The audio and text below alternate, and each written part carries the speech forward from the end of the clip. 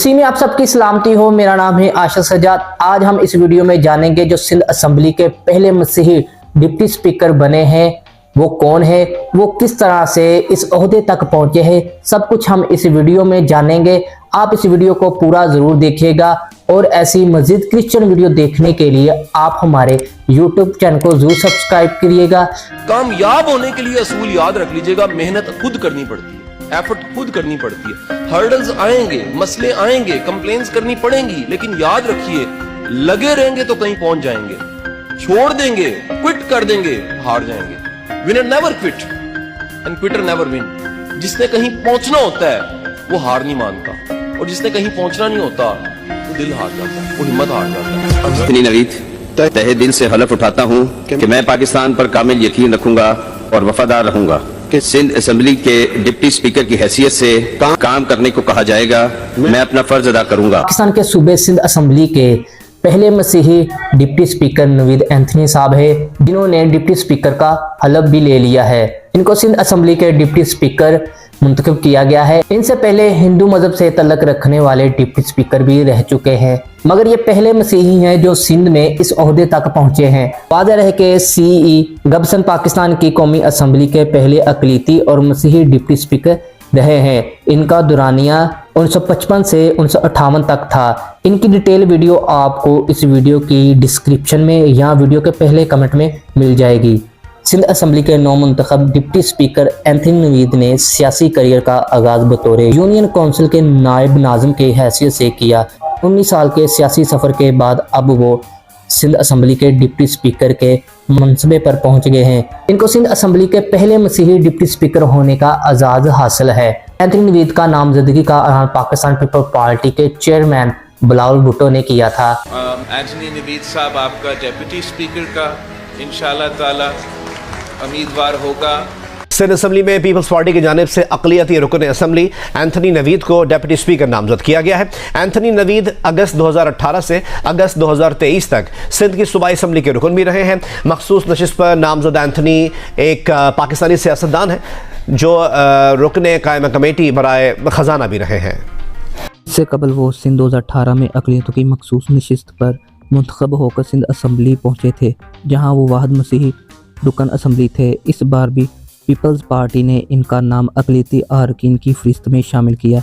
Anthony Naveed के अलावा ख़वातीन की नशिस्त पर रोमा मुश्ताक भी मुंतखब हुई है, जो सिंध असेंबली की पहली मसीही खतून रुकन है और एंथनी नवीद की तरह सियासी वर्कर घराने से तल्लक रखती है। रोमा मुश्ताक की भी तफसीली वीडियो आपको इस वीडियो के डिस्क्रिप्शन में लिंक मिल जाएगा या फिर इस वीडियो के पहले कमेंट में उसका लिंक मिल जाएगा। 53 साल एंथनी नवीद की पैदाइश कराची के इलाके अख्तर कॉलोनी के एक रोमन कैथलिक घराने में हुई। एंथनी नवीद जी के बकौल उनके वालिद रहमत मसीह मेहनत मजदूरी करते। इनके पास एक छोटी प्राइवेट मुलाजमत थी। एंथनी की 2 बहनें और 1 भाई हैं। सेंट पैट्रिक स्कूल से मैट्रिक तक तालीम हासिल करने के बाद एंथनी नवीद ने स्वीडिश कॉलेज से गारमेंट टेक्नोलॉजी इंजीनियरिंग में डिप्लोमा किया। वो मसीही कम्युनिटी की सतह पर काफ़ी सरगर्म रहते हैं। Anthony Karachi Christian boys association के नायब सदर रह चुके हैं। सिंध 2002 में टोरंटो में मुनक्कद वर्ल्ड यूथ डे में इन्होंने Catholic youth commission of Pakistan की नुमाइंदगी की थी। इसके अलावा वो पाकिस्तान क्रिश्चियन कांग्रेस के साथ भी मुंसलिक रहे हैं। एंथनी नवीद का कहना है कि उन्होंने अपनी कम्युनिटी के नौजवानों में तालीम के फ़रोग के लिए काम किया, जबकि वो करियर काउंसलिंग भी करते रहे हैं। इनका कहना है कि वो सेल्फ मेड इंसान है और इनको तालीम के साथ मुलाजमत भी करनी पड़ी। साबका फौजी हुक्मरान जनरल ज़ियाउल हक दौरे हुकूमत में अक़लियतों के लिए जुदागाना इंतखाबी निज़ाम मुतारफ़ करवाया गया। इस निज़ाम के तहत अक़लियती नुमाइंदे आम नशिस्तों पर इंतखाबात नहीं लड़ सकते थे। एंथनी नवीद के मुताबिक उन्होंने ऐसे ही माहौल में शऊर संभाला था। जनरल परवेज़ मुशर्रफ के दौरे हुकूमत में सिंध 2005 के बल्दियाती इंतखाबात में एंथनी नवीद को पाकिस्तान पीपल्स पार्टी ने कराची के इलाके अख्तर कॉलोनी की यूनियन काउंसिल पर नायब नाज़िम के लिए टिकट दिया। पीपल्स पार्टी के रहनुमा सईद गनी ने बताया कि इन इंतखाबात में पीपल्स पार्टी का जमात इस्लामिया के साथ इत्तेहाद था। इस इत्तेहाद के तहत अख्तर कॉलोनी में नाज़िम जमात इस्लामिया जबकि नायब नाज़िम पीपल्स पार्टी का होना था। मसीही बरादरी से उम्मीदवार लाने पर जमात इस्लामिया ने खुशदिली का इजहार नहीं किया, लेकिन इन्हें बताया गया कि ये पार्टी का फैसला है। इस इलेक्शन में नवीद एंथनी कामयाब हो गए। याद रहे इन बल्दियाती इंतखाबात के नतीजे में MQM के मुस्तफ़ा कमाल कराची के मेयर मुंतखब हुए थे, जबकि शहरी हुकूमत में सैयद गनी अपोजिशन लीडर थे। एंथनी नवीद कहते हैं कि ये इंतखाबात मसीही बरादरी को मेन स्ट्रीम सियासत में लाने का पहला तजर्बा था जो कामयाब रहा। इसके बाद इसी ही हल्के से 2018 से सैयद गनी कामयाब हुए थे। पार्टी खिदमात के बदले सन 2016 में एंथनी को वज़ीर आला का स्पेशल असिस्टेंट बनाया गया।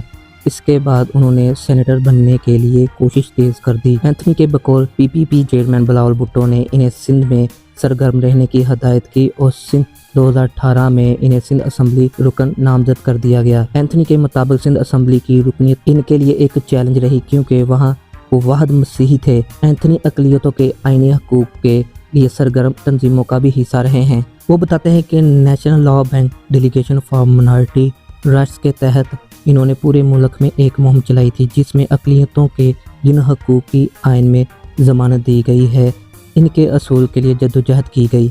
इनके ख्याल में कि अंडरस्टैंडिंग में तो फ़र्क नहीं, लिहाजा तमाम स्टेक होल्डर से मिलकर इन हकूक़ की फरहमी को बेहतर बनाया जाए और अगर कहीं मज़ीद कानून साजी की ज़रूरत है तो इसकी राह हमवार की जाए। गुज़िश्ता 17 साल से हिंदू मैरिज लॉ नहीं थी, इसके लिए लॉ बैंक की सिंध में क्रिश्चियन पर्सनल कानून भी नहीं है। मुलाजमतों में कोटे पर अमल दरामद सिर्फ छोटी मुलाजमतों पर ही होता है।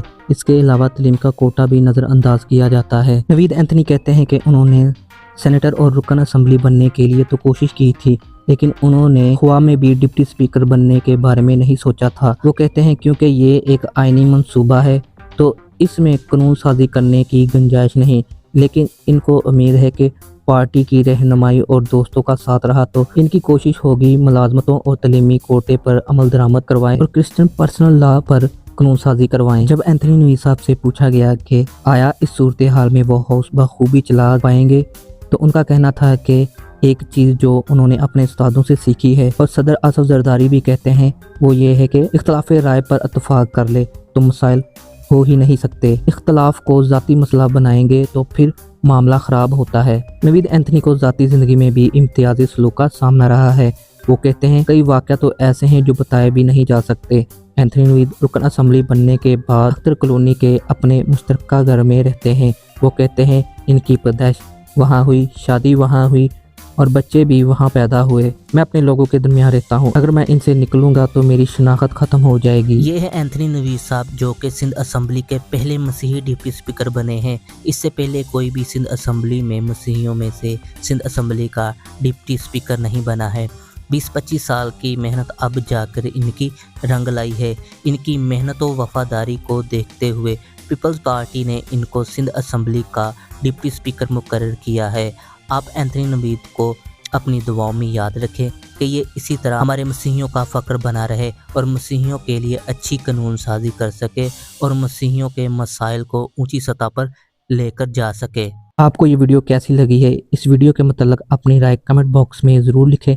ऐसी और मज़ीद क्रिश्चियन वीडियो देखने के लिए आप हमारे YouTube चैनल को ज़रूर सब्सक्राइब करें।